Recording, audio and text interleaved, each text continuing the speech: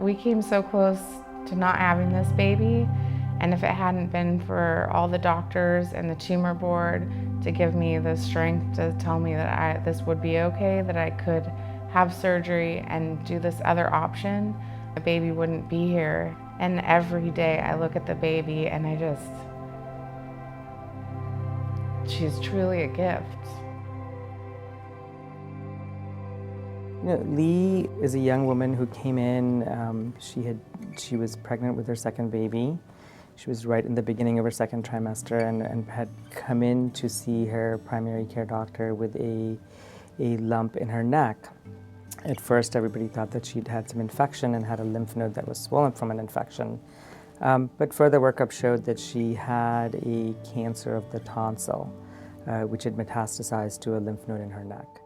You want to get to a doctor or someone to give you some more information because you're just lost and you don't know what type it is, you don't know what the prognosis is. So we went and met with a doctor that day at a certain medical facility and got some very challenging news to start. And the first medical facility told us to terminate the pregnancy, which we felt was not an option for us. When we went to UCSD, they were basically, you have another option, and we can save the baby, and we can save your wife, and that was the best news we'd heard.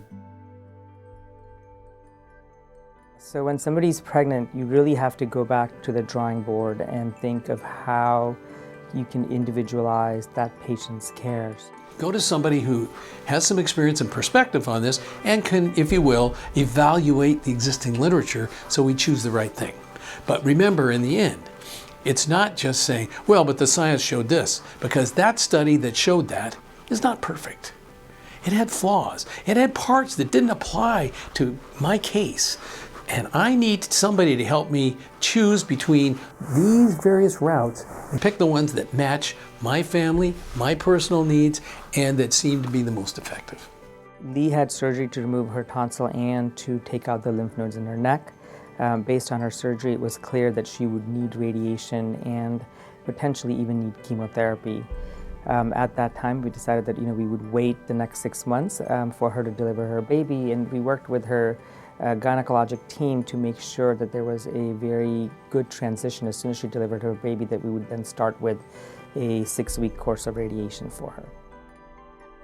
We were ecstatic to be able to keep the baby and just to continue on, and she really gave me hope the entire time that I was pregnant because I was able to focus on something joyous, the baby, instead of worrying so much about the cancer. So it really was a village of people here at UCSD that helped provide excellent care for her. We have 2 kids now, Michaela, who's 5.5, and the new addition, Leigh, is almost 6 months. She's so smiley and happy and just the sweetest, happiest child. Michaela just loves being a big sister, and she's always coming in and making her smile, and she squeals when she sees her. It's just very sweet. Our family's complete now.